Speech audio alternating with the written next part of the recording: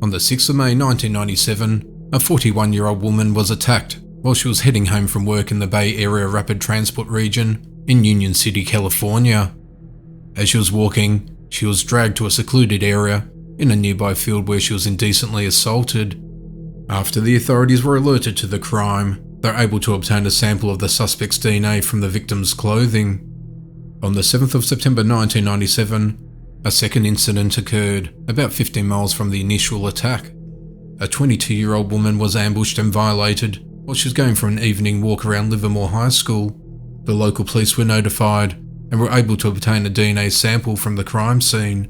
The DNA collected from both attacks were tested and found to be matched for one another, which meant the same person committed both crimes. The samples were uploaded to the CODIS DNA database. However, there wasn't a hit at the time, and the assailant's identity remained unknown. In July of 2019, investigators sent the DNA samples to a crime lab. Using genetic genealogy, they were able to track down the DNA of relatives uploaded in publicly available ancestry websites and narrow their search to identify 59-year-old Gregory Vien as the suspect. Detectives focused their attention on Vien and monitored his movements. After watching Vien dispose of a plastic ice cream spoon he had used, they retrieved it and were able to obtain a sample of his DNA, verifying him as the attacker in both crimes. A warrant for his arrest for 2 indecent assault charges was issued on the 4th of November 2019. He was arrested the following day at his home at 100 Cameo Drive in Livermore, and he was held in Santa Rita Jail and pleaded not guilty. In April of 2020, Vien was released by the court due to COVID-19 concerns over the objection of the District Attorney's Office and police. He was instructed to wear an ankle bracelet to monitor his movements. He was told not to leave his home until his next court appearance.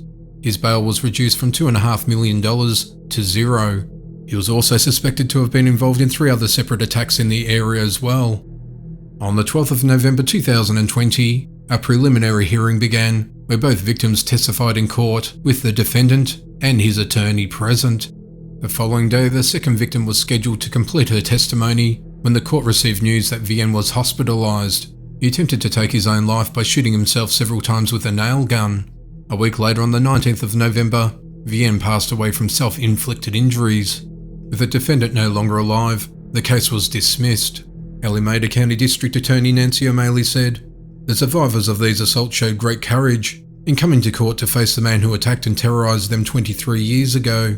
Both women lived for all these years without knowing who assaulted her or seeing him brought to justice. The police agencies never stopped investigating these heinous crimes in order to keep the victims and communities of Livermore and Union City safe. We applaud their dedication, tenacity, and excellent investigative work that led to the arrest and charges against Gregory Vien.